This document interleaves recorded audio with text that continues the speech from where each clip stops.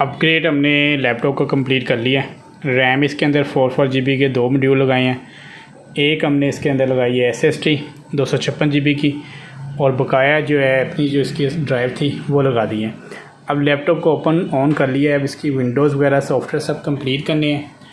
तो उससे पहले कि एक बार विंडोज़ करने से पहले जो हमारा ऑपरेटिंग सिस्टम पहले जो SSD के अंदर इंस्टॉल्ड है उसको हम क्या करेंगे कि उसके नेम जो है हम कर लेते हैं चेंज, जो ऑपरेटिंग सिस्टम है, क्योंकि दूसरी ड्राइव है उसके अंदर डाटा है, तो ये ना हो गलती से कि डाटा डिलीट हो जाए हमसे।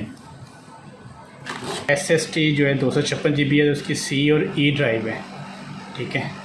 बकाया FGH C और E ड्राइव के नेम जो है हम चेंज कर लेते हैं।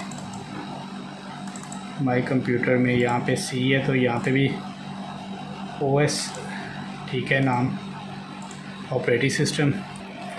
ड्राइव्स के नाम जो है हमने रख लिए थे, यहाँ पे आप देख सकते हैं। ये हमारी जो है SSD की रिज़र्व फाइल है, इसको भी डिलीट कर देंगे।